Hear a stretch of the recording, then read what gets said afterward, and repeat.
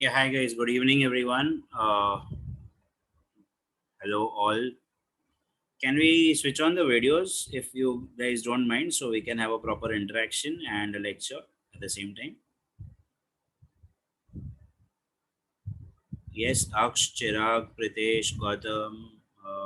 Who else is there? Pooja, Sharjil, Shrutik. Hello, Shrutik. Hello, Aksh. Hi, sir. Hi. Yeah, hi, Chirag. Hi, sir. Yeah, Gautam is here. Hello, Gautam. Hi, Sharjil. Hello, sir. Okay. So you guys are the CBSE people, I've heard. Which college are you from? 7 square. कौन सा वाला? 7 square. 7 Square. Okay. All of you from the same class? Yeah. I am from MKVB. Except MKVP कहाँ है? Borivali. Okay. Anybody else from a different school, college? I'm from RRP. Sir Pritesh. Okay. और कोई? चलो बढ़िया. No issues. So yeah, my name is Pranav. I will be teaching you guys some chapters of chemistry. I hope Hindi और English is fine language के लिए. Videos on रखिएगा तो अच्छा रहेगा. तो क्या थोड़ा इंटरेक्शन होएगा, मेरे को पता चले आप लोग सामने बैठे हुए या गायब हो गए. ओके. हाँ, टू सम एक्सटेंट मैं मेरा वीडियो ऑफ रखूंगा बिकॉज मुझे काफ़ी सारा स्क्रीन पे लिखना होगा, तो I will have my video off, but I would like to see you guys while I am writing, so it would be better. आपको समझ में आ रहा है थोड़ा बहुत तो कम से कम रहे सामने. Okay. So let us start with this chapter called chemical kinetics. आपके syllabus में है, one of the very important chapters for competitive exams and also for board exams. Okay. At any point in time अगर आपको कुछ समझ में नहीं आ रहा है, बिंदास टेंशन मत लो, पूछो. नहीं आया है अपन वापस से करेंगे, कोई प्रॉब्लम नहीं है. Okay. But I would appreciate अगर आप लोगों का पार्टिसिपेशन रहा तो ज़्यादा अच्छा है. बट अब मुझे थोड़े आंसर्स आप लोगों से चाहिए रहेंगे. ओके. कॉलेज स्टार्ट हो गई है या वेकेशन चल रहा है? हो गई स्टार्ट. कॉलेज स्टार्ट हो गया. कौन सा चैप्टर चालू किया कॉलेज में? Alcohol, phenol, ether. वो तो केमिस्ट्री 2 का हो गया. Chemistry 1 Coordination. coordination compounds. Okay.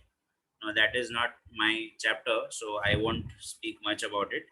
But yeah, we will be starting with this chapter called chemical kinetics. आज हम लोग वही शुरू करते हैं. Just give me a moment.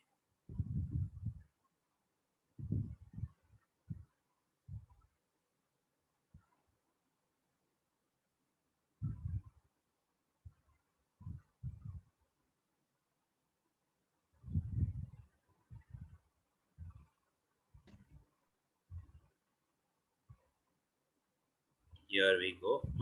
Screen दिखाई दे रही है सब लोगों को? यस. All clear? आवाज बराबर? हाँ.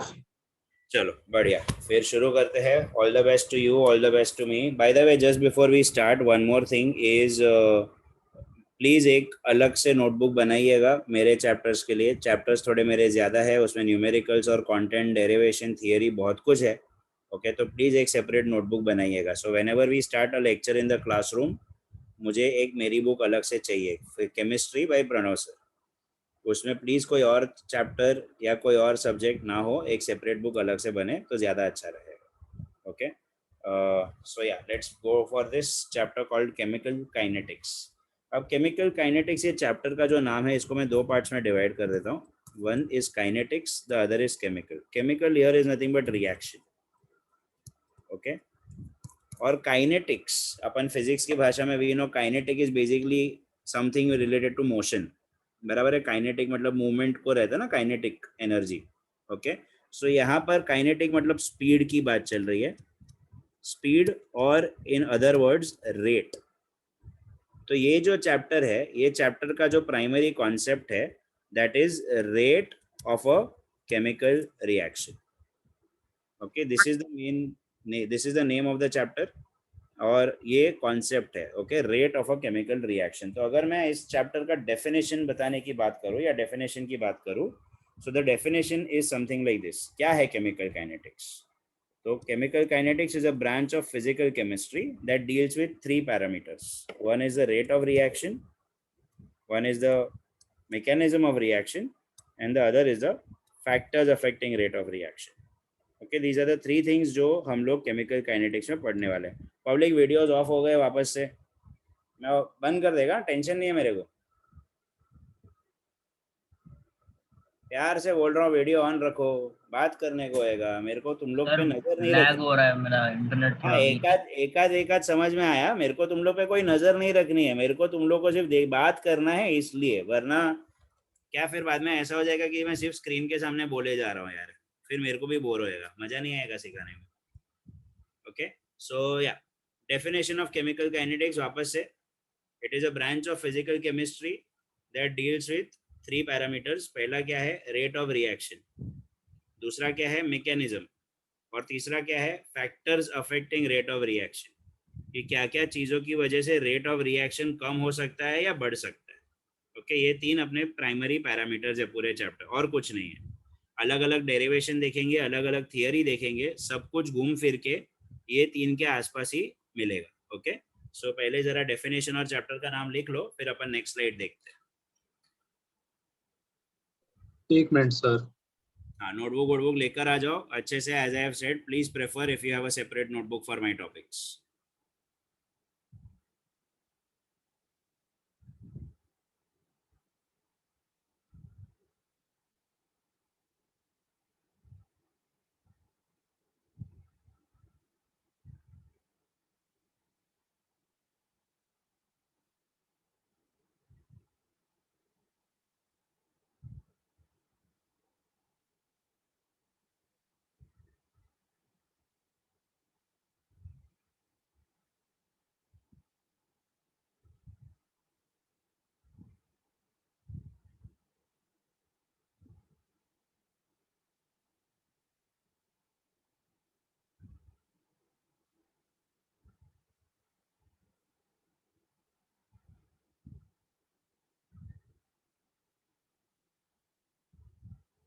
हो गया लिख के?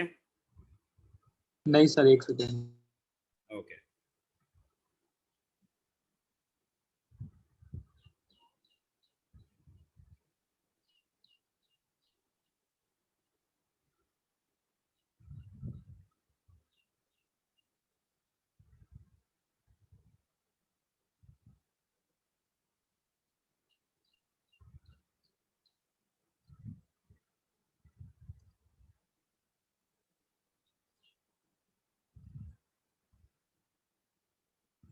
Done public.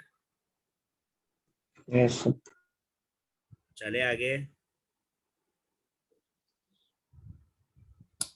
श्रुतिक done. Yes sir. Okay, चलो let's take it further. So जो पॉइंट है, रेट ऑफ रिएक्शन. पहले रेट ऑफ रिएक्शन के बारे में देखते हैं. रेट ऑफ रिएक्शन क्या है? सो इन अ सिंपल लैंग्वेज, ये रहा डेफिनेशन आपके सामने. Rate of reaction is nothing but change in concentration divided by change in time. Okay, तो अगर मेरे पास एक रिएक्शन है ऐसा A to B, सब स्क्रीन पे देखेंगे, लिखने को टाइम दूंगा, टेंशन मत लो. ओके, और जब रिएक्शन शुरू हुआ था तब टाइम 0 था. उस समय मेरा A का कॉन्सेंट्रेशन A0 था, और उसी समय B का कॉन्सेंट्रेशन B0 था. फिर after some time T reaction खत्म होता है, और फाइनली A का कॉन्सेंट्रेशन AT होता है और B का कॉन्सेंट्रेशन BT होता है. Okay, so according to the definition, जो डेफिनेशन है रेट का, change in concentration upon change in time. Change कैसे कैलकुलेट करते हैं अपन? किसी ने किया है कभी? चेंज का सिंपल फॉर्मूला क्या है? Dash minus dash. Final minus initial. Perfect Chirag, very good. Final minus initial. तो रेट का फॉर्मूले के हिसाब से फाइनल कॉन्सेंट्रेशन 80 है, यस और नो? Yes. और इनिशियल कॉन्सेंट्रेशन A0 है, तो it will B 80 minus A0 upon change in time. Time final क्या था? T, और इनिशियल क्या था? 0. तो मैं कैसे लिखेगा इसको? Delta A upon delta T. वैसे ही मैं सेम चाहूँ तो B के लिए भी लिख सकता हूँ. R is equals to BT minus B0, वही final minus initial, upon t minus 0 which is again written as delta b upon delta t. Okay सिर्फ एक चीज मैं हल्का सा मॉडिफाई कर रहा हूँ, देखो जरा आप लोगों का दिमाग चलता है कि नहीं। यहाँ पे मैं माइनस साइन डाल रहा हूँ, कोई बता सकता है कि यहाँ पे माइनस क्यों आया रहेगा? दिख रहा है रेड कलर का माइनस साइन दिख रहा है सब लोग को? हाँ सर रिएक्टेंट ज्यादा बना प्रोडक्ट कम बना। रिएक्टेंट कम है और प्रोडक्ट ज्यादा नहीं, रिएक्टेंट ज्यादा प्रोडक्ट कम बना। रिएक्टेंट ज्यादा प्रोडक्ट कम नहीं, मेरे को समझा नहीं, वापस से बोल। मतलब फाइनल वाला जो कंसंट्रेशन है ना वो कम है इनिशियल कंसंट्रेशन से। वेरी गुड, परफेक्ट, बराबर है। जो अभी अपने को आंसर आया है कि सर कैसा होएगा, ए का कंसंट्रेशन कम होएगा तभी तो बी बढ़ेगा ना, ए खर्च होगा तभी तो बी बनेगा, यस और नो? सो ए खर्च होने वाला है तो जो ए का फाइनल कॉन्सेंट्रेशन है that is going to be less और बी का final concentration is going to be greater. तो अगर आप खुद ही सोचो, अगर ए टी छोटा है और ए जीरो बड़ा है तो छोटा नंबर माइनस बड़ा नंबर में करेगा तो ऑफकोर्स आगे माइनस आएगा कि नहीं? Okay, so the negative sign indicates what? Negative sign indicates that concentration of reactant decreases with time. Okay, negative sign indicates that the concentration of the reactant decreases with time. Time के साथ reactant का concentration कम हो जाएगा। Okay, rate कभी भी negative नहीं होती है, ये चीज ध्यान रखना। आप लोग भी अगर कभी एक्टिवा, स्कूटर, बाइक, कार कुछ भी चलाते हो, अपन अगर गाड़ी रिवर्स में लेंगे तो अपन ऐसा नहीं बोलेंगे कि मैं -20 के स्पीड से जा रहा हूँ। मैं क्या बोलेगा, मैं 20 के स्पीड से रिवर्स मार रहा हूँ। मैं -20 बोलेगा क्या स्पीड को? नहीं। अपना स्पीडोमीटर नीचे जाएगा क्या? नहीं, अपना स्पीडोमीटर फिर भी ऊपर ही जाएगा, बराबर है। तो रेट या स्पीड जो होती है वो कभी नेगेटिव नहीं होती है। ये नेगेटिव साइन सिर्फ इसलिए है क्योंकि कॉन्सेंट्रेशन कम हो रहा है। ओके, लेकिन ये जो रेट है ना, ये कौन सा रेट है? ये एवरेज रेट है। ओके, ये कौन सा रेट है? ये एवरेज रेट है। अभी एवरेज रेट का सीन क्या होता है, इससे अपने को ये नहीं पता चलेगा कि ओवरऑल क्या हुआ है। अभी जस्ट एग्जांपल से अपना अपन मीरा रोड रहते हैं और ये अपना किसका एमके वाला कॉलेज कौन है? बोरीवली वाला। ओके, जस्ट एग्जांपल दे रहा हूँ, अपन मीरा रोड में रहते हैं यहाँ पे और बोरीवली में उसका कॉलेज है। एकदम जेब से वैल्यूज दे रहा हूँ। अगर इसके बीच का डिस्टेंस 30 किलोमीटर का है और मेरे को अगर आधा घंटा लगता है पहुंचने को, ओके, मीरा रोड से बोरीवली, तो मेरा एवरेज स्पीड कितना हो जाएगा? कोई बताएगा मेरे को?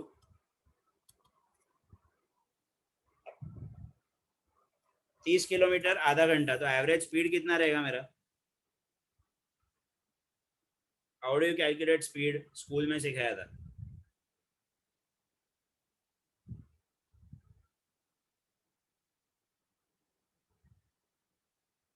Anyone, what is speed? Distance upon time. Very good. तो अभी डिस्टेंस अपॉन टाइम करके मुझे बता मेरा एवरेज स्पीड क्या होगा? 60 kilometre per hour. Very good, 60 kilometre per hour. Okay, ये मेरा एवरेज स्पीड है। बट इसका ये मतलब है क्या कि हर जगह पे मेरा स्पीड 60 का था? Does that mean like this कि हर जगह पे मेरा स्पीड 60 का था? क्या बोलते हो, ये अपने काशी मीरा के जंक्शन के पास में 60 के स्पीड पे चला पाएगा क्या वो घोड़े के बाजू में से? नहीं सर। नहीं ना। No sir. अब तो क्या है कि हर जगह पे मेरा स्पीड वेरिएबल है। नेशनल हाईवे, अपना जो वेस्टर्न एक्सप्रेस हाईवे, शायद मैं उस पर थोड़ा फास्ट चला रहा हूँ, फिर लिंक रोड आएगा तो थोड़ा स्लो चलेगा, अपना मीरा भाईंदर हाईवे पे इतना काम चल रहा है तो स्पीड अलग अलग रहेगा। तो ये एवरेज स्पीड हुआ। ओके, लेकिन अगर मेरे को गौतम पूछता है कि सर ठीक है आपको आधा घंटा लगा, लेकिन मेरे को ये बताओ कि 12वें मिनट पे आपकी स्पीड क्या थी, 12th मिनट पे आपका स्पीड क्या था, तो क्या मेरा 60 कहना सही होगा? यस और नो? नो ना, एग्जैक्टली। तो ये एवरेज स्पीड से ना अपने को ज्यादा पता नहीं चलता है रिएक्शन के बारे में। सिर्फ इतना पता चलता है ठीक है मीरा रोड से बोरीवली आया, आधा घंटा लगा, ट्रैफिक मिला, रेस लगाया, सिग्नल था, पुलिस वाले ने पकड़ा, पेट्रोल के लिए रुका था, वो सब का पता नहीं चलता है। समझ में आ रहा है क्या प्रॉब्लम है? सिर्फ एवरेज पता चलता है स्टार्ट से लेके एंड तक। तो उसके बदले अपन क्या कर सकते हैं? तो पहले अपन ये एवरेज रेट लिख लेंगे, फिर नेक्स्ट टॉपिक देखेंगे. So first right this down. इसमें अगर कुछ नहीं समझा है तो प्लीज मुझे पूछो. उसकी यूनिट्स है मैंने लिखी हुई है यहाँ पे, आपको दिख रहा होगा मोलैरिटी पर सेकेंड, बिकॉज ऊपर कॉन्सेंट्रेशन है तो कॉन्सेंट्रेशन मोलार वाला रहेगा और टाइम ऑफ कोर्स सेकेंड में रहेगा. Okay, please write this down. I will just join you guys.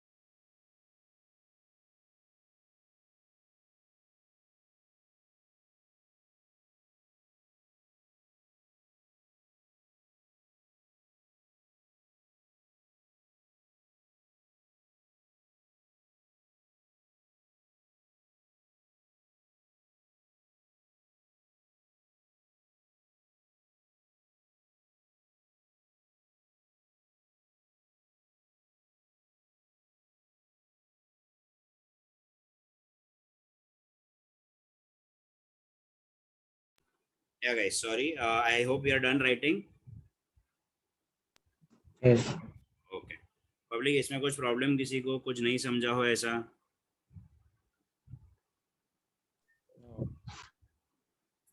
Okay, so now what was our issue, our problem is कि ये एवरेज रेट से मजा नहीं आ रहा है, अपने को समझ में नहीं आ रहा है कि रिएक्शन कैसे जाने वाला है. अपने को सिर्फ इतना पता चल रहा है कि स्टार्ट में क्या हुआ था और एंड में क्या हो रहा है. बराबर है guys? Are we done writing? Can I change the slide? Sir, 1 second. Sure.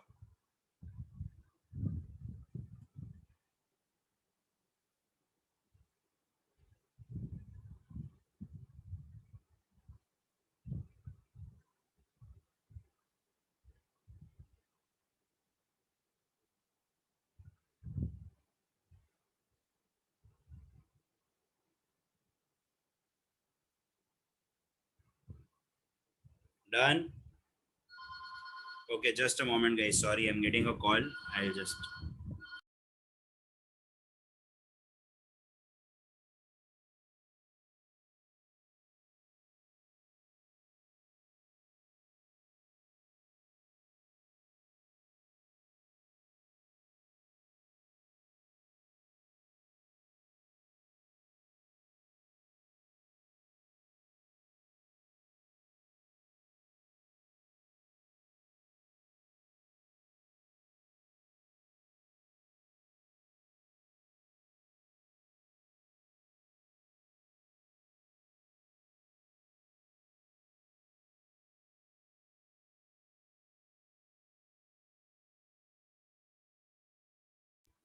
सो या अभी इंस्टेंटेनियस रेट क्या होगा, जैसे अपने को गौतम ने पूछा था कि सर 12वें मिनट पे 12th मिनट पे आपका स्पीड कितना है. So that is at a given instant. मेरे को टोटल टाइम कितना लगा था? 30 minutes. Do you agree that वो अराउंड 1800 सेकेंड्स होता है?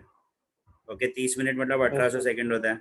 अब गौतम पूछ रहा है 1 ही मिनट की बात कर रहा है, तो मतलब he is talking only for 60 seconds. So do you agree that 60 seconds is very very small compared to 1800 seconds? Okay, so what is instantaneous rate? It is a rate of reaction over a very small time interval, or in other words you can say it is a rate of reaction at a given instant. Okay, you can write the same thing, R is equals to, सिर्फ delta के बदले वहां पे D आ जाएगा, D. Okay, D stands for a small change. जो delta था वो बड़ा चेंज है, और D stands for a small change.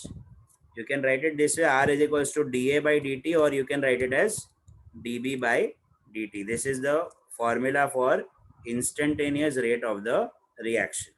Okay, this equation is also called as differential rate equation. ये नाम जरा ध्यान में रखना, ये अपन आगे डेरिवेशंस में यूज करेंगे. ओके, तो इतना सा लिख लो, फिर इसके बेसिस पे एक हल्का सा आपको कॉन्सेप्ट सिखाता हूँ, फिर आगे का डिस्कस करेंगे. Right this down.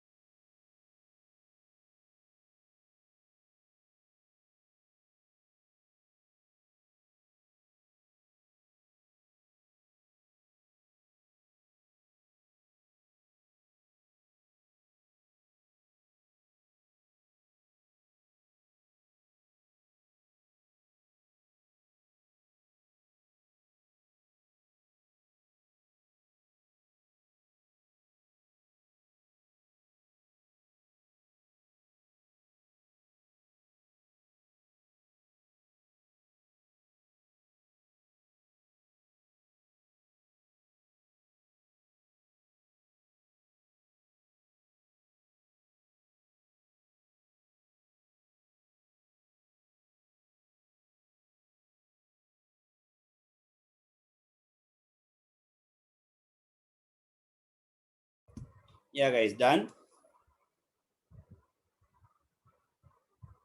1 minute, sir. Okay.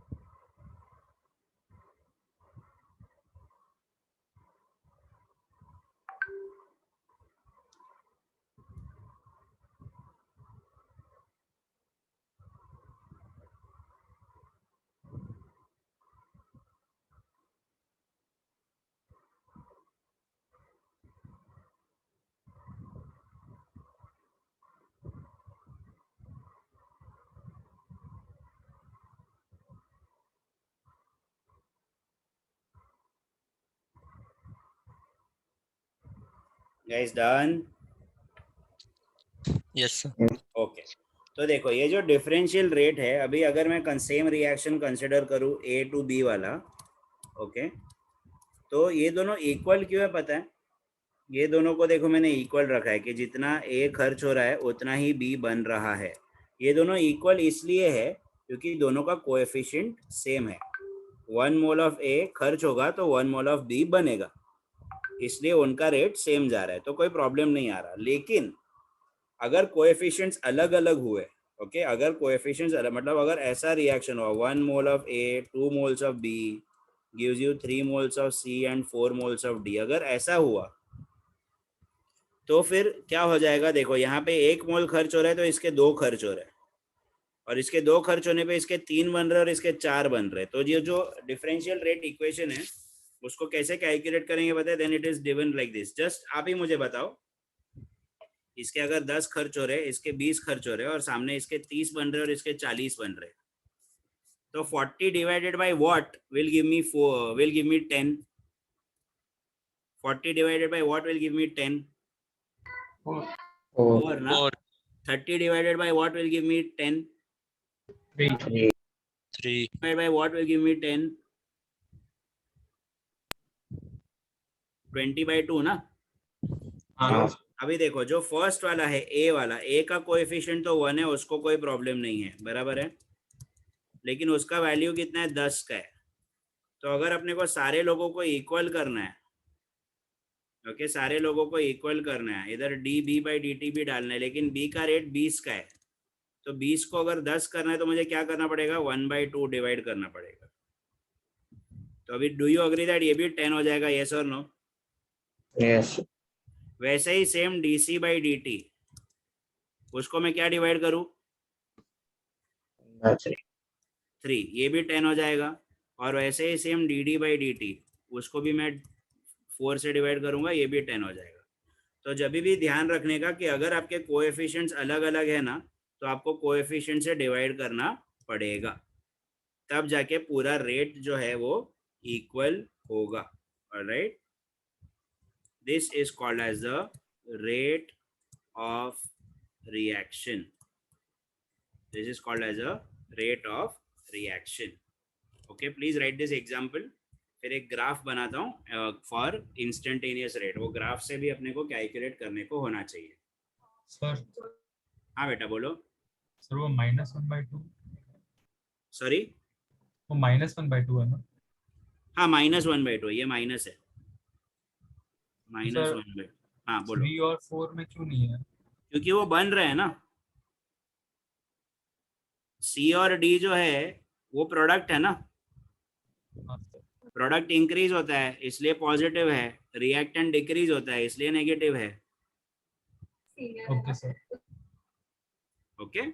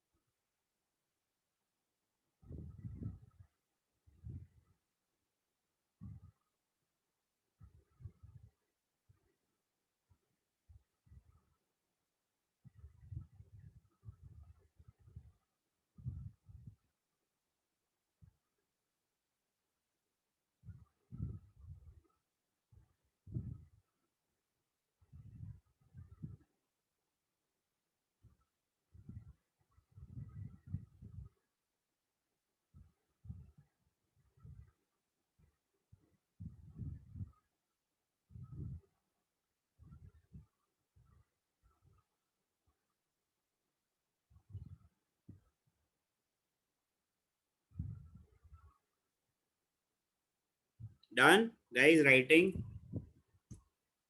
Yes चलो इसका ग्राफ देखते हैं, how the graph works. Okay, so देखो अभी अगर मैं ए टू बी वाला रिएक्शन कंसिडर करता हूँ, 1 mole of A and 1 mole of B, अपने को मालूम है कि ए खर्च होने वाला है और बी बढ़ने वाला है, तो ये मेरा ग्राफ है। Okay, concentration of A versus time, और ये मेरा दूसरा ग्राफ है concentration of B versus time. देखो ए का वैल्यू खर्च हो रहा है, बराबर है, सो धीरे धीरे A will come down like this. Okay, और अगर अपने को वही गौरव ने जो पूछा था, गौरव हाँ गौतम सॉरी, गौतम ने पूछा था सर 12th मिनट पे आपकी स्पीड क्या है, तो मैं क्या करेगा, इधर टोटल 30 मिनट्स है, गौतम ने पूछा 12th मिनट, तो मैं क्या करेगा, वो 12th मिनट पे मेरा पॉइंट आइडेंटिफाई करेगा, ये जो कर्व है वहाँ से I will draw tangent, and वो टेंजेंट को I will calculate the slope. कोई मेरे को बता सकते हैं आप लोग स्लोप कैसे निकालते हो, what is the formula for a slope? I2 minus y2 y minus y1 upon divided by x2 x minus minus x1. y2 minus y1 upon x2 minus x1 x1, perfect. So y axis पे क्या है, a है, और x axis पे क्या है, t है, तो हो गया ना वही minus D A by D T, और आपको दिख रहा है कि ये जो स्लोप है नीचे की तरफ जा रहा है, इसलिए it will be a negative slope, that's why the minus sign. Okay, अब उसी के बदले मुझे बताओ अगर b का ग्राफ होता तो कैसा होना चाहिए था, a या b? मैं आपको दो ऑप्शन दे रहा हूँ, अपने को उतना मालूम है कि b का कॉन्सेंट्रेशन बढ़ रहा है। ओके, तो what which graph is correct, this graph is correct और this graph is correct, a या b? b b। Okay, anybody else? Right है या रॉन्ग है नहीं पूछ रहा हूँ, सिर्फ आपके ओपिनियन पूछ रहा हूँ। b B. Gautam? B. Aditya? B. B Sharjil, Sharjil क्या नाम है बेटा? B. शार्जिल है, शार्जिल है या शौकत है, क्या नाम है? Sharjeel. Sharjil, okay. B. Shrutik, B sir. Chirag, Pritesh, B. B. B, सब बी। अनन्या, अनन्या है, चली गई, कोई बात नहीं। So yeah what you guys are saying is B, the answer is wrong, the answer is A. Sir कैसे? तो देखो, पहले आपको इसका ग्राफ देखना है। ये ग्राफ में मैंने आपको बताया कि जितना स्पीड से ए खर्च हो रहा है उतना ही स्पीड से बी बन रहा है, बराबर है? तो आप प्यार से देखो कि देखो इनिशियली ए फटाफट खर्च हो रहा था, तो अगर इनिशियली ए फटाफट खर्च हो रहा है तो बी भी फटाफट बनना चाहिए कि नहीं? समझ में आ रहा है? दोनों येलो साइड्स को देखो, और फिर अगर ए स्लो हो गया तो बी भी स्लो हो जाएगा। अगर आप ग्राफ बी समझा सर। बोलते हो मेरे को, सर ग्राफ बी आंसर है, तो बी में आप देखो पहले वो स्लो है और फिर वो फास्ट है। ऐसा कैसा चलेगा? अगर ए जल्दी खर्च हो रहा है तो बी जल्दी बनना चाहिए ना। समझ में आ रहा है क्या बोल रहा हूँ गाइस? यस और नो? Yes, हाँ sir. सर। ओके, तो बी का जो ग्राफ है वो ये वाला रहेगा। और वापस अगर इसमें भी मुझे पूछा जाएगा कि 12th मिनट पे आपका स्लोप कितना था, तो all I will do is point number 12, इधर पॉइंट ढूंढूंगा, टेंजेंट बनाऊंगा और उसका स्लोप निकालूंगा। इस बार देखो ये स्लोप ऊपर जा रहा है, इसलिए आर का value will be plus dB by dt. Okay, this will be the formula or this will be the graph for instantaneous rate. Please draw this.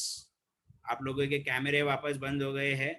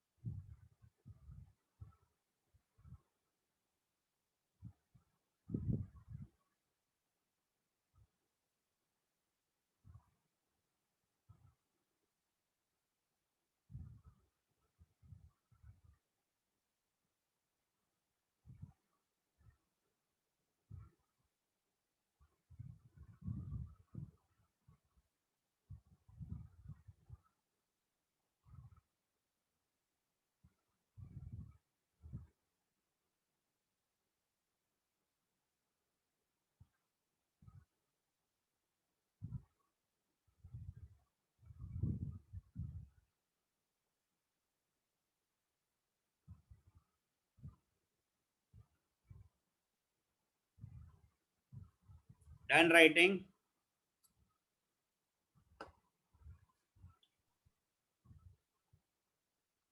Public हो गया ग्राफ बना के? एक मिनट सर। हाँ sir. Sure, sure, no problem.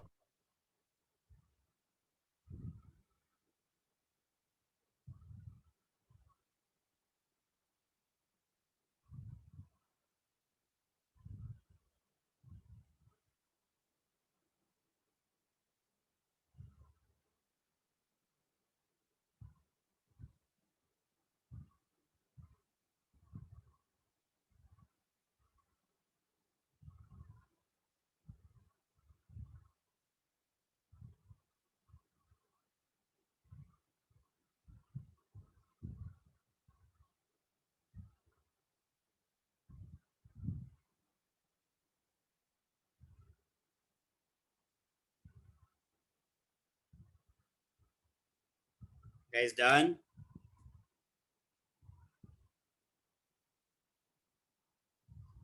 Public yes, no, कुछ तो? Yes sir. Okay, चलो ये चैप्टर का एप्लीकेशंस क्या है? Okay, we are still into the introduction of the chapter. Why do we study this chapter? Okay, इसका chemistry में क्या इंपॉर्टेंस है? तो सबसे पहला इंपॉर्टेंस ये है in this chapter is that कि हम लोग को रिएक्शन के मैकेनिज्म्स पता चलेंगे कि क्या क्या स्टेप्स होते हैं एक रिएक्शन में. ओके उसके बाद अपने को कंपाउंड्स की स्टेबिलिटी पता चलेगी कि कंपाउंड स्टेबल है या अनस्टेबल है. ओके हायर लेवल केमिस्ट्री में जब हम लोग मॉलिक्यूल्स की बात करते हैं तो we should know whether the molecule is stable और नॉट. ओके तीसरा है to calculate the shelf life of pharmaceutical preparations. आप लोगों ने हमेशा देखा रहेगा कोई भी चीज़ आप खाने पीने की खरीदते हो तो एक्सपायरी डेट होता है, यस और नो. तो वो Yes. एक्सपायरी डेट जो है वो एक्सपायरी डेट आप ये चैप्टर से कैलकुलेट कर सकते हो. वो एक्सपायरी डेट का फॉर्मूला क्या है वो भी मैं आपको बताऊंगा. It is a part of our derivation. I will explain that to you as well. So expiry date के बारे में भी यहाँ से पता चलता है. And of course to identify suitable storage conditions. आप लोग काफ़ी बार देखोगे तो बहुत सारी चीज़ों के ऊपर लिखा रहता है store in a cool and a dry place, keep away from sunlight, ऐसा सब लिखा रहता है. सो ये सब पार्ट आता है केमिकल काइनेटिक्स के through. Okay, so this is what is the importance of the chapter कि why do we study this chapter called chemical kinetics. तो इतना सर एप्लीकेशन लिख लो फिर नया पॉइंट उसका देखते हैं. सर डाउट है, बोलना बेटा. अगर सर ये जो रेट ऑफ रिएक्शन है वो इक्विलिब्रियम में रहेगा तो क्या रहेगा फिर उसका? इक्विलिब्रियम में रहेगा तो रेट ऑफ रिएक्शन 0 हो जाएगा ना फिर. अभी इसीलिए तो ये ग्राफ था. देख ये ग्राफ में क्या था, धीरे धीरे स्लो हो रहा है. बराबर है, मतलब इनिशियली फास्ट था फिर स्लो हो रहा है. फिर एक पॉइंट आएगा अगर इक्विलिब्रियम हो जाएगा तो इक्विलिब्रियम का डेफिनेशन क्या था, rate of forward reaction becomes equal to the rate of backward reaction. तो जितना स्पीड से आगे जा रहा है उतना स्पीड से पीछे आ रहा है तो जो नेट रेट होगा, नेट रेट कितना हो जाएगा, 0. समझा नेट कैसे निकालते हैं? हाँ समझा सर. बराबर है. अगर ये देख रिवर्सिबल रिएक्शन होता है यस, बट इक्विलिब्रियम पे होगा या नहीं पता नहीं. तो अगर आगे 10 जा रहे और पीछे 8 आ रहे तो जो नेट रेट है वो +2 का है. लेकिन इक्विलिब्रियम पे क्या होता है, आगे भी 10 जा रहा है पीछे भी 10 जा रहा है तो नेट रेट जो है वो 0 का हो जाएगा. ओके हाँ sir.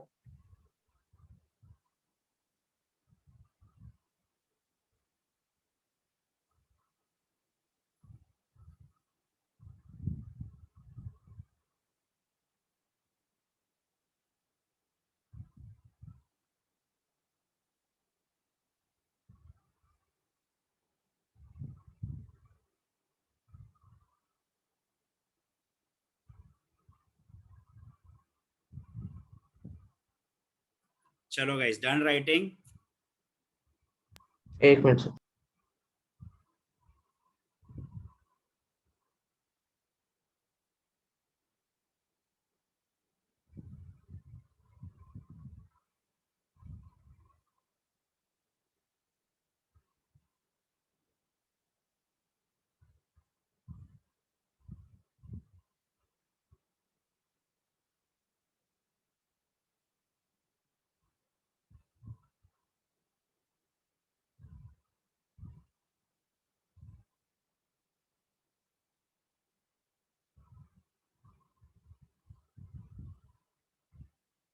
Guys done. Yes. Okay so एक नया टॉपिक पढ़ते हैं अभी, रेट लॉ. वापस से वीडियो बंद हो गए. नया टॉपिक सिखा रहा हूँ तो लोग गायब हो जाते हैं. People where are you? Okay एक नया टॉपिक डिस्कस करेंगे, something called as rate law. 11th standard में आप लोगों ने चैप्टर पढ़ा है कॉल्ड इक्विलिब्रियम. इक्विलिब्रियम में एक छोटा सा टॉपिक था called law of mass action. Equilibrium पढ़ा है आप लोगों ने? लॉ ऑफ मास एक्शन का एक खास बात था, अगर आपको याद हो तो, लॉ ऑफ मास एक्शन में अगर मैं ऐसे कहता हूँ कि A मोल्स ऑफ A है और B मोल्स ऑफ B है और बाद में प्रोडक्ट्स मिलता है तो according to law of mass action R was equal to K into A raise to A B raise to B. याद है ऐसा कुछ? हाँ सर. ओके तो जो कोएफिशिएंट था वही पावर में आएगा. तो अगर कोएफिशिएंट 2 है तो मेरा पावर भी 2 होना चाहिए. अगर मैं गलती से वहां पे पावर में 2 के बदले 3 लिखेगा ना तो अक्ष मेरे को चिल्ला सकता है कि सर आपने गलत लिखा है, कोएफिशिएंट 2 है तो पावर भी 2 ही होना चाहिए. जो सही है क्योंकि law of mass action clearly बोलता है कि जो भी पावर है वो कोएफिशिएंट है. But that is not the case with rate law. rate law is experimentally derived, whereas law of mass action was more of a theoretical concept. ज्यादा सोच विचार करने का जरूरत नहीं था, जो कोएफिशिएंट दिख रहा है उसको पावर में डाल दो, मैटर खत्म करो. ओके, बट रेट लॉ में क्या सीन है? Rate law is experimentally derived. It gives relation between rate of reaction and concentration of reactants. अगर आप देखोगे तो कॉन्सेप्ट दोनों में सेम है. If I have A moles of A and B moles of B giving me products, according to rate law, R is directly proportional to concentration of A and concentration of B, but raised to X and raised to Y. अब ये जो power है, ये power और coefficients same होना जरूरी नहीं है. Why? Because it is experimentally derived. समझ में आ रहा है क्या बोल रहा हूँ? लॉ ऑफ मास एक्शन में क्या था कि जो कोएफिशिएंट था वही पावर था. यहाँ पर ये जरूरी नहीं है कि जो कोएफिशिएंट है वही पावर होगा. X and y are experimentally derived. Okay, x and y are experimentally derived. तो ऑफकोर्स प्रोपोर्शनलिटी साइन हटाएंगे तो एक कांस्टेंट डालना पड़ेगा, which is K into A raise to x b raised to y. This equation is called as a rate law equation. This equation is called as a rate law equation. जैसे पिछले step में हम लोग ने पढ़ा एक दो slides पहले, something called as differential rate equation.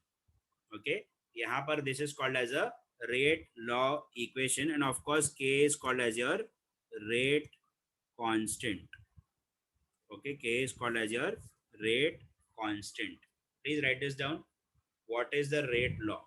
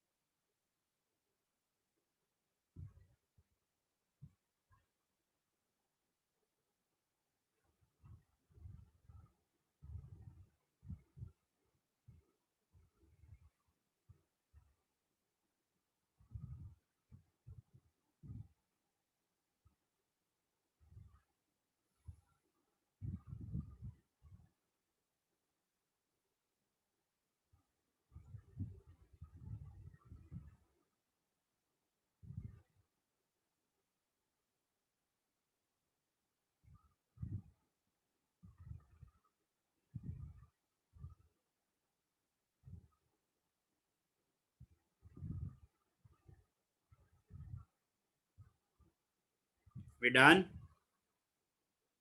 Yes. Yes, sir. Okay, so अभी ये रेट लॉ को लेके एक नया छोटा सा कॉन्सेप्ट है called order of reaction. Okay, उसी से कंटिन्यूटी में है. सिंपल सी चीज है, अगर आपको पता हो तो.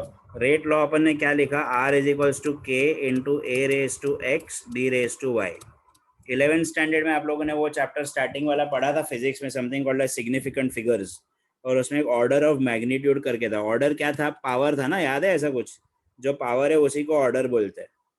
तो सिंपल है, order of reaction is nothing but x plus y, क्योंकि ये दोनों पावर्स है. दोनों पावर को टोटल ऐड करेंगे, जो भी आंसर आएगा वो अपना ऑर्डर ऑफ रिएक्शन हो जाएगा. Okay, what is the order of reaction का definition? It is a sum of the powers. Powers कहाँ पे? The concentration terms are raised in which in the rate law equation. Okay, it is a sum of the powers to which the concentration terms are raised in the rate law equation. तो मैं normal easy definition कैसे रख सकता हूँ? It is a sum. किसका sum है? Anybody? किसका sum है? Powers. पावर्स का. Very good. It is a sum of powers. किसके पावर्स है? Square bracket Rate. Stands for square bracket stands for what? concentration. Very good. Square bracket stands for concentration. Very good. It is a sum of powers of concentration. Concentration किसका है? A और B कौन है? Reactants. Very good. Of reactants. कहाँ पे? ये equation का नाम क्या है? Rate law. Very Rate law. rate law equation. हो गया अपना. It is a sum of powers of concentration of reactants in rate law equation. That's your order of reaction. समझ में आ रहा है क्या हुआ? सिंपल डेफिनेशन है x plus y, order of reaction. Okay, please लिख लो जरा, फिर इसके टाइप्स देखेंगे क्या टाइप के ऑर्डर ऑफ रिएक्शन होते हैं.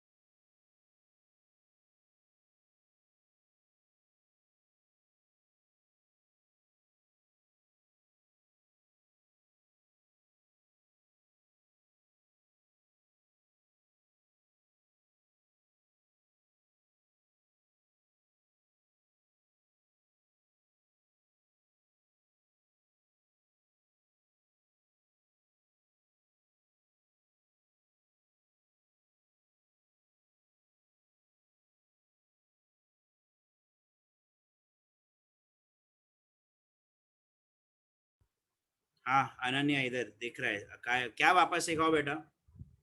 अनन्या वो है या चली गई? है.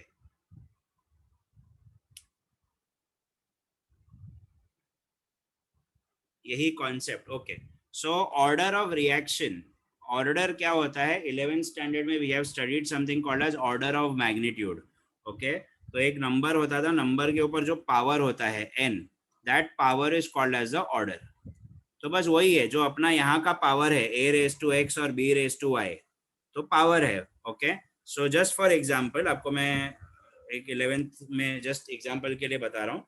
अगर हम लोग ऐसा कुछ करते, if I say that it is 10 raised to 5, so you will say the order is 5 because उसका पावर 5 है. If I say it is 10 raised to 5 into 10 raised to 2, तो क्या ऑर्डर बोलेंगे आप मुझे बताओ? What will be the order? Videos बंद हो गए पब्लिक.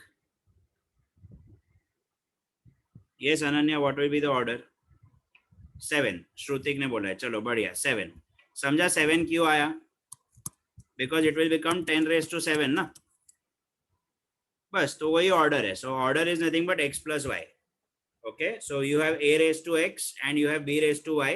तो बस x और y को ऐड कर दो तो आपका ऑर्डर हो जाएगा. तो what is x and y? It is a sum of, sum है ना, प्लस साइन है इसलिए. It is a sum of. किसका सम है? ऑर्डर्स, पावर्स का. किसके पावर्स है? तो स्क्वायर ब्रैकेट के. स्क्वायर ब्रैकेट क्या होता है? कॉन्सेंट्रेशन होता है. किसका कॉन्सेंट्रेशन है? ए और बी का. ए और बी कौन है? रिएक्टेंट्स है. और कौन सा इक्वेशन में? द इक्वेशन का नाम is rate law equation. Okay with this Ananya? Yes और नो? कूल, चलो बढ़िया. So what guys, everyone done writing? Yes, sir. Okay, so what are the different types of order of reaction? Order of reaction के 4 primary types होते हैं. There is something called as a whole number, there is something called as a fraction, there is something called as negative order, and there is something called as no order. Okay ये 4 primary types है for any order of reaction, whole number, fraction, negative order and no order. Whole number क्या होगा, तो r is equals to k into a raise to 1 b raise to 2। तो मैं इसको read कैसे करूंगा, अपन इसको रीड कैसे करेंगे, तो I will say it is first order with respect to A.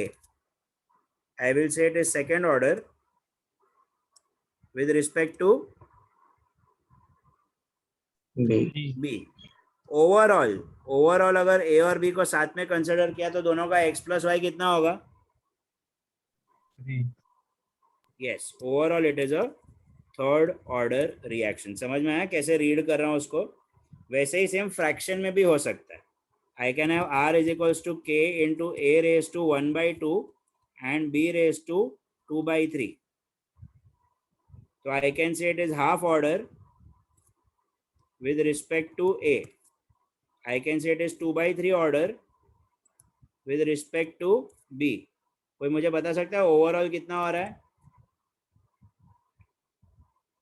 1 by 2 plus 2 by 3 कितना होएगा, 7 by 6. 7 by 6. So overall it is 7 by 6 order. समझ में आ रहा है पब्लिक, इजी है, कोई प्रॉब्लम यहाँ तक, No. ओके वैसे ही सेम नेगेटिव ऑर्डर भी हो सकता है, लेकिन negative order is a very rare case, it is only asked usually in competitive exam. Okay जेडब्ल्यू नीट सीईटी लेवल पे सिर्फ कॉन्सेप्ट चेक करने के लिए नेगेटिव ऑर्डर पूछा जाता है, यूजुअली नेगेटिव ऑर्डर बहुत रेयर होता है। सो नेगेटिव ऑर्डर क्या होगा, r is equals to k into a raise to -1, तो हो गया सीधा सीधा नेगेटिव ऑर्डर हो गया। Okay so I can say it is -1 order with respect to a and overall भी वो -1 ही है ना, क्योंकि मैंने सिर्फ a ही कंसिडर किया इस बार। नेगेटिव ऑर्डर एक अकेला ऐसा है जिसमें क्या होगा कि अगर आपका कॉन्सेंट्रेशन बढ़ेगा तो रेट कम होएगा, because they are inversely proportional. देखो ना आप खुद ही देखो, ये वाला रिएक्शन देखो जो बॉक्स में r is equals to k into a raise to -1। Okay जहां तक अगर आपको थोड़ा बहुत मैथ्स आता होगा या लॉ ऑफ इंडाइसिस आता होगा, तो do you agree that I can write it this way, सही बात है हाँ या ना, Yes, sir. तो बराबर हो गया ना इनवर्स प्रोपोर्शनलिटी। तो कॉन्सेंट्रेशन बढ़ेगा तो रेट कम होएगा। तो ये एक लौता ऐसा ऑर्डर है जिसमें कॉन्सेंट्रेशन के बढ़ने पे रेट कम होता है। ओके क्या बोलते हो, नो ऑर्डर क्या रहेगा, what according to you is no order, Power 0. Sorry Nothing, Power sir. 0. Number बोलो, नो ऑर्डर के लिए क्या नंबर होना चाहिए, 0. 0। बट सर 0 तो होल नंबर है, आया ना, हाँ sir. तो सर नो ऑर्डर में क्या आएगा, तो देखो प्यार से सुनो, पहले मैं हिंदी में बोल रहा हूँ फिर उसको इंग्लिश में डिफाइन करूंगा। नो ऑर्डर वाले रिएक्शंस वो होते हैं जो कॉन्सेंट्रेशन के अलावा किसी और फैक्टर पे भी डिपेंड करते हैं। ओके जो कॉन्सेंट्रेशन के अलावा किसी और फैक्टर पे भी डिपेंड करते हैं। फॉर एग्जाम्पल फोटोसिंथेसिस सुना होगा आप लोगों ने। ओके फोटोसिंथेसिस किस में होता है, Plants. प्लांट्स में होता है, कब होता है, in the presence of Sunlight. Sunlight.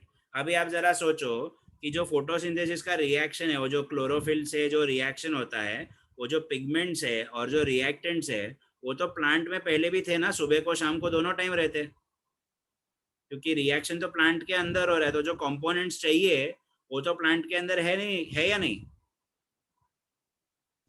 बराबर है। लेकिन ये रिएक्शन जो है ये कंपोनेंट्स के अलावा कोई और पार्टी पे डिपेंड कर रहा है। Third sunlight,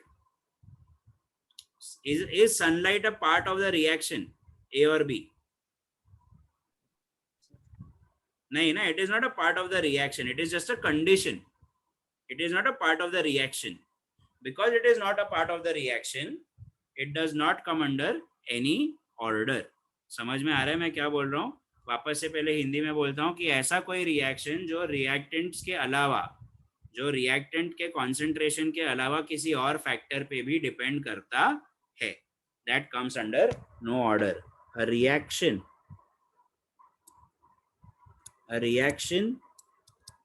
that depends upon factors other than concentration of reactants. Okay, a reaction that depends upon factors other than concentration of reactants. तो photosynthesis बोल दिया तो all photochemical reactions, मतलब all those reactions that are done in the presence of light. Okay, another is all enzymatic reactions. Sir enzymatic reactions काय को, अभी आप जरा सोचो. ओके, अभी आप जो अपन फूड खाते हैं, ओके, फैट्स खाते हैं या प्रोटीन्स खाते हैं, तो we know that fats get converted into what? Fatty acids. And proteins get converted into what? Anyone? Fats to fatty acids, proteins to, अरे क्या स्कूल गए थे रे तुम लोग? Amino acids. Amino acids, yes, thank you Shruti. Okay, fats to fatty acids and proteins to amino acids. Okay, अब ये जो भी रिएक्शन हो रहा है अमीनो एसिड्स का या फैटी एसिड्स का, ये सब क्यों हो रहा है? Because of an enzyme in the saliva, we know that called as salivary amylase. शायद सुना होगा, जो सलाइवा है दैट स्टार्ट्स द ब्रेकडाउन. तो आप कितना भी ठूस लो, अगर वो सलाइवा नहीं होगा तो ब्रेकडाउन शुरू होएगा क्या? नहीं होएगा. बराबर है. सो आपके पास फैट्स है, आपके पास प्रोटीन्स है, बट आपके पास सलाइवा नहीं है, तो the reaction will not happen. So the enzymatic reactions will also come under this category because they not only depend upon fats and proteins, they also depend upon salivary amylase. समझ में आ रहा है public क्या बोल रहा हूँ? Yes or no? Okay. Yes, sir. Yes. Please write this down. Types of order of reaction. There are 4 types: whole number, fraction, negative order, and no order.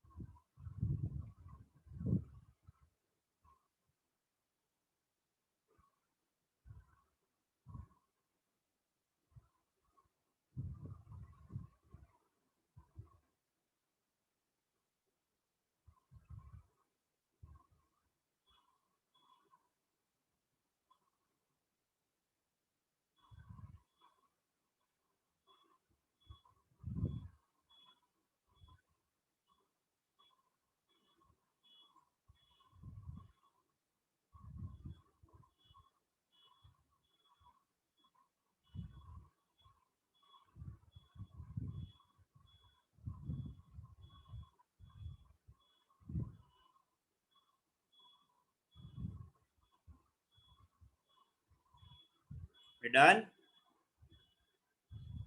Yes. Okay. Guys, everyone else done writing? Yes, sir. Okay. तो अभी देखो methods to find order. अपन ने देखा order of reaction जो भी आ रहा है it is an experimentally derived value, बराबर है. So there are certain ways of calculating the order of reaction. आज अपन एक दो मेथड देखेंगे, पूरा नहीं करेंगे, बस एक 10 मिनट्स मोर. पूरा 6:30 तक आपको नहीं खींचूंगा, टेंशन मत लो. ओके, एकदम 6:29 को छोड़ दूंगा. आप भी क्या याद रखोगे, 1 मिनट जल्दी छोड़ दिया सर ने. ओके, नहीं, no issues. Let's see that whatever अपना मूड के हिसाब से. units of rate constant, then there is isolation method or graphical method, then there is method of initial rates, and there is a fourth method called relation between half life and initial concentration. ये अपन थोड़ा आगे देखेंगे. We will discuss it when we do the derivation. अपन अभी के लिए, आज के लिए ये 3 पे फोकस करेंगे right now. Let's see. पूरे 3 होंगे तो ठीक, कम से कम 1 या 2 तो कर लेते हैं. Okay, these are the 3 methods to calculate the order of reaction. The first method एकदम लॉजिकल मेथड है, कोई साइंस इन्वॉल्व नहीं है, एकदम कॉमन सेंस लगा के भी अपना आंसर आ जाए. सिर्फ रेट कांस्टेंट का यूनिट. रेट कांस्टेंट कौन है? के का यूनिट देखने का, आंसर लाने का. सर कैसे पता चलेगा? तो देखो, अगर वो फर्स्ट ऑर्डर रिएक्शन है तो डू यू अग्री दैट अपना इक्वेशन ऐसा होगा, R is equals to K into A raise to 1. Everybody okay with this? Yes. First order है ना. हाँ, तो रेट का जो यूनिट था वो तो पक्का यही था ना, चेंज इन कॉन्सेंट्रेशन अपन चेंज इन टाइम, मोलारिटी पर सेकेंड. ओके, K का यूनिट अपने को मालूम नहीं. I will write it as K1. और स्क्वायर ब्रैकेट क्या होता है? स्क्वायर ब्रैकेट भी तो मोलारिटी होता है ना. तो ये मोलारिटी और ये मोलारिटी कैंसिल हो जाएगा, तो क्या बचेगा? सिर्फ 1/2 बचेगा कि नहीं? So the unit of rate constant for first order is second inverse. In general you can write it as time inverse. Sorry, public समझा ये क्या हुआ? गाइस ये सर. हाँ sir. Okay, Yes, sir. Same logic लगाएंगे अपन zero order के लिए. सिर्फ अपने को यूनिट्स बैलेंस करना है बस. Okay, R is equals to K into A raise to anything raise to 0 is 1. तो जैसे ही मैं 1 बोलूंगा तो ये ऐसा हो जाएगा. यस और नो? Yes. तो सर जो K का यूनिट है वही R का यूनिट है. खत्म हो गया डिस्कशन. तो K0 is nothing but molarity पर सेकेंड. समझा ये? जीरो ऑर्डर के लिए. इसी के बदले सेकेंड ऑर्डर होता तो R is equals to K into A raise to 2 ऐसा करते. सर R की यूनिट तो पक्का मोलारिटी पर सेकेंड है, उसमें तो कोई चेंज करेंगे नहीं अपन. फिर मैं K को K2 लिख देता हूँ और यहाँ पे मोलारिटी स्क्वायर हो जाएगा. गाइस समझा ये? तो हाँ एक सर. मोलारिटी कैंसिल, एक मोलारिटी कैंसिल, अभी भी एक बचा कि नहीं? तो वो मोलारिटी आएगा नीचे. तो K2 is equals to 1 upon molarity and second, दोनों नीचे आ गया. So K2 is molarity inverse second inverse. Okay, तो हर ऑर्डर जैसा जैसा आपका ऑर्डर चेंज होएगा वैसा वैसा आपका यूनिट चेंज होएगा. तो सीधा सीधा यूनिट देखने का और आंसर लाने का, ज़्यादा मगजमारी नहीं है. फर्स्ट ऑर्डर के लिए ये रहा, ज़ीरो ऑर्डर के लिए ये रहा, सेकेंड ऑर्डर के लिए ये यूनिट है. ओके, तो सर अभी ऑर्डर तो कितने भी हो सकते हैं, तो मैं आपको एक जनरल फॉर्मूला बताऊं nth ऑर्डर के लिए. Okay, for nth order n का वैल्यू कुछ भी हो सकता है, नेगेटिव पॉजिटिव फ्रैक्शन कुछ भी. ओके, सो nth ऑर्डर कैसा आएगा? R is equals to K into A raise to n. Everybody okay with this? Yes. Sir R का यूनिट तो मोलारिटी पर सेकेंड रहेगा, इज इक्वल्स टू Kn, और यहाँ पे आ जाएगा मोलारिटी रेज टू n. वो मोलारिटी रेज टू n को मैं नीचे लेके आता हूँ. तो Kn is equals to molarity upon second and molarity raise to n. अब ये मोलारिटी रेज टू n ऊपर जाएगा तो क्या होएगा? -n. -n. Very good. So Kn is equals to, ऊपर एक मोलारिटी ऑलरेडी बैठा है और प्लस एक और मोलारिटी आया with -n, the whole divided by second. तो फाइनल यूनिट क्या होगा? फाइनल पावर क्या होगा? 1 minus n. Very good. So molarity raised to 1 minus n per second. This is the unit for nth order reaction. इधर n का value आपको जो डालने डालो, 1 2 3 4 फ्रैक्शन जो डालने चाहिए तो 1 2 0 1 2 डाल के देखो, आपको यही आंसर रहेंगे. If you want to try, put 1. So 1 minus 1 will be 0. तो मोलारिटी गायब हो गया, सिर्फ सेकंड इनवर्स बचेगा. नीचे देखो सिर्फ सेकंड है. पुट 0, तो 1 minus 0 is 1, तो बचेगा. पुट 2, 1 minus 2 is -1, -1 है तो नीचे गया. समझ में आ रहा है क्या हुआ? Okay, so this is your general formula for nth order reaction. तो आपको यूनिट देखते ही पता चल जाना चाहिए कि भाई कौन से ऑर्डर की बात चल रही है. A very commonly asked question in competitive exams. Please write this down. Methods to calculate order of reaction. The first method is unit of rate constant.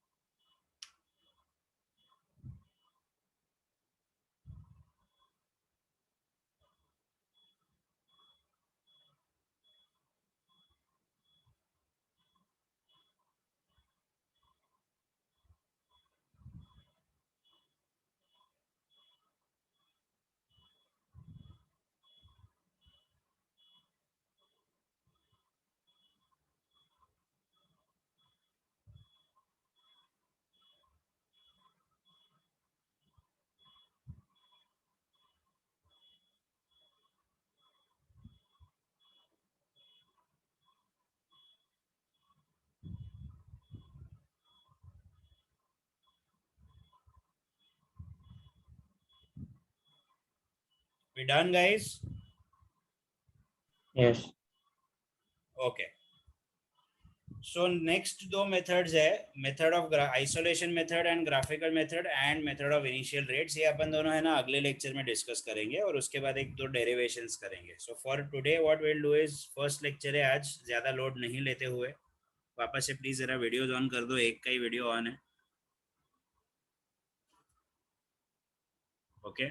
सो श्रुतिक, चिराग कहाँ गया, गौतम किधर गया, Aditya, Sharjeel, Pritesh.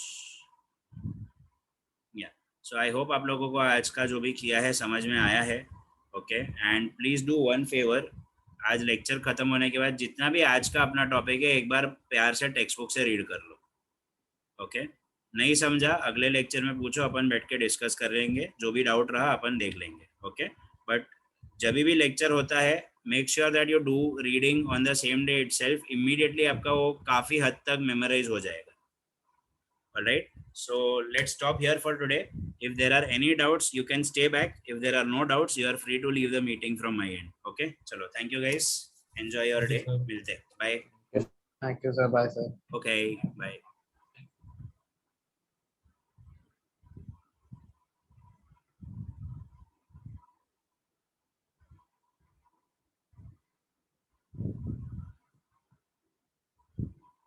Yes, Gautam, Ananya, any doubts?